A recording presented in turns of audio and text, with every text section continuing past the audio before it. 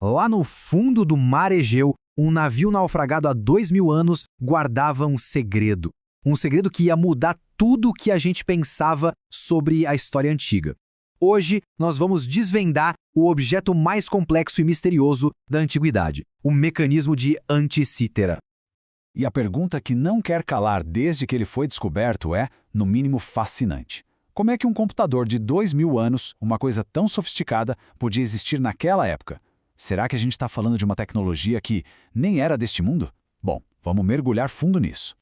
Olha só o que os mergulhadores encontraram. À primeira vista parece só um bloco de bronze, todo corroído, disforme. Mas esse é um objeto que não deveria existir. Um artefato fora do seu tempo. Tão avançado que por décadas ninguém conseguia explicar como os gregos antigos poderiam ter construído algo assim. E para entender esse mistério todo, a gente precisa voltar para o momento exato em que ele foi encontrado. É uma história que parece até coisa de filme de aventura. Foi tudo um grande acaso. Em 1901, um grupo de mergulhadores de esponjas teve que se abrigar de uma tempestade perto da ilha de Anticítera.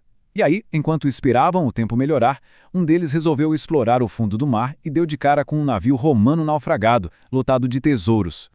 E que tesouros, hein? Estátuas de bronze, de mármore, com um valor que nem dá para calcular.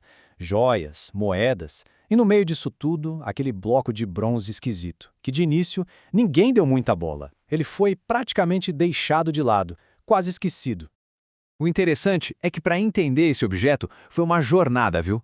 Coisa de mais de um século. A cada nova tecnologia que surgia, era como se um novo véu se levantasse. Lá em 1959, os primeiros raios-x mostraram: opa, tem engrenagens aqui dentro. Depois, em 2005, a tomografia 3D revelou toda a estrutura interna. E só em 2021 que um novo modelo finalmente conseguiu juntar todas as peças desse quebra-cabeça. E é aqui que a história fica impressionante de verdade. Vamos dar uma olhada em como esse quebra-cabeça foi montado. Imagina o desafio. Só um terço da máquina original sobreviveu ao tempo. E esse terço estava quebrado em 82 fragmentos. É como tentar montar o motor de um carro só com algumas peças enferrujadas e, claro, sem o manual de instruções. E então, no meio disso tudo, apareceu uma pista fundamental. Em uma das maiores engrenagens, os cientistas conseguiram contar os dentes e chegaram a um número: 223. Para quem estuda astronomia antiga, esse número não era nem um pouco aleatório. Esse número foi a chave que abriu a porta. 223 meses lunares é a duração exata do ciclo de Saros. Esse era um conhecimento que veio lá dos astrônomos babilônios, usado para prever eclipses com uma precisão, olha, de arrepiar. De repente, a verdadeira função do mecanismo começou a se revelar. A genialidade da engenharia por trás disso é algo de outro mundo.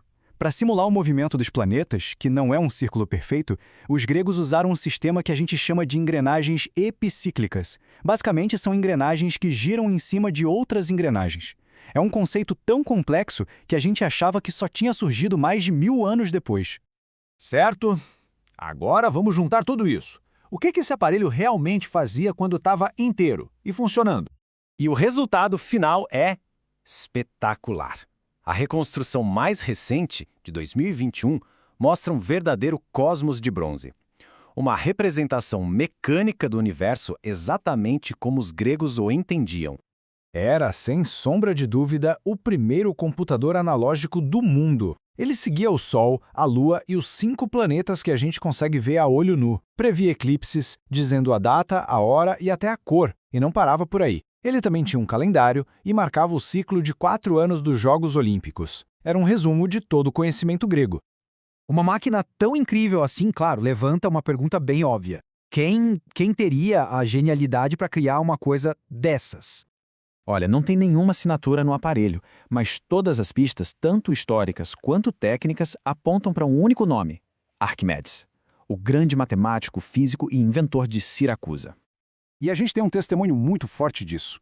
O orador romano Cícero, lá no século I a.C., escreveu que viu uma máquina muito parecida, e ele atribuiu a criação dela diretamente a Arquimedes, descrevendo um aparelho que modelava o cosmos, exatamente como o mecanismo de Anticítera.